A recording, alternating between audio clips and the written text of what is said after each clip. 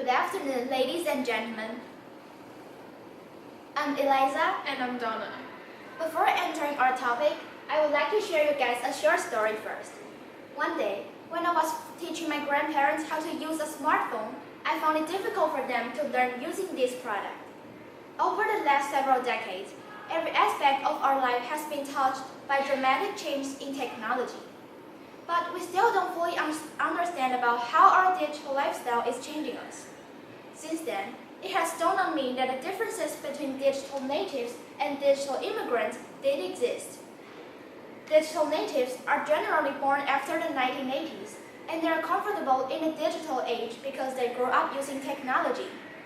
In contrast, digital immigrants are the older crowd that were born before the 1980s, and they're not being raised in technology environment or even being fearful about using technology. That is to say, the digital natives are the native speakers of the digital language. Apparently, we are the digital natives for sure. As the internet is intertwined in our lives, people can get connection with each other more easily by using various technology applications. What's more, it has reshaped both the way we search for information and we think. Take human flash search, for example. It takes advantage of the global position system and the image search. The process can be roughly divided in 4 stages. First, people browse the fake news or videos online. Second, outrage porn, which was a term proposed by Tim Krieger. It means that the fake news arouses the emotion of masses. Next, people get the screenshots from the videos or some pictures in the news then searching by images. Finally, the innocent criminal was bullied by the cyber mobs on the internet. This kind of human flash search, which uses lynching, has not only infringed personal privacy and caused network bullying, but also can lead to victims' self-harm or even suicide. Who arouses the public wrath? Social justice warrior, who diverts the attention of the public and consequently ignore the real victim, like a shepherd who called a wolf, and we call it spin control. Hence, it brings about a collective consciousness made by the Emil, which was proposed by Emil Durkheim.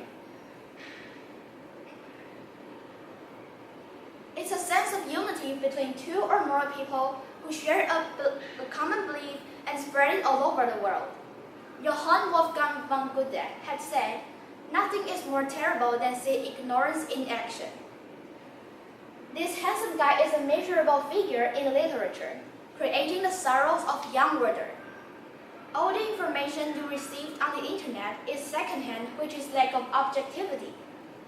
When your emotion was affected by the information, it means that you are involved in the collective consciousness made by the social justice warrior. Now my partner Donna will be going to introduce more for us. Thank you, Eliza. Now, let us move on to the next part, social movement. All sorts of social movements rise up once upon a time and exist in every generation, everywhere.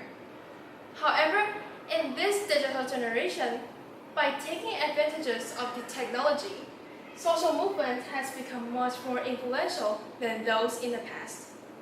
Take Arab Spring as the first example. It was a series of anti-government protests, uprisings, and rebellions spread across the Middle East in 2011. The world believes that this Arab Spring belongs to a young generation who are familiar with the internet.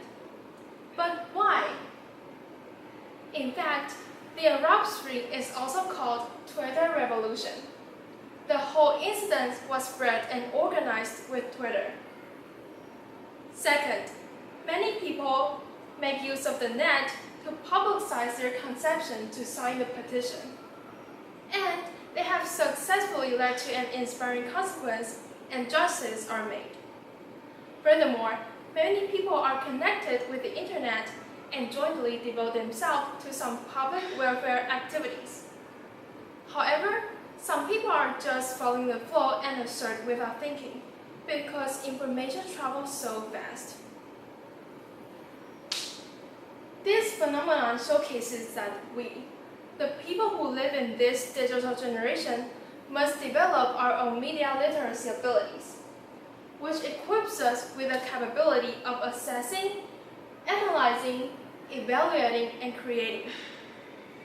In order to achieve this goal, our government even teamed up with the USA to host the 2018 GCTF, Defending Democracy Through Media Literacy, indicating that the necessity of increasing our media literacy abilities.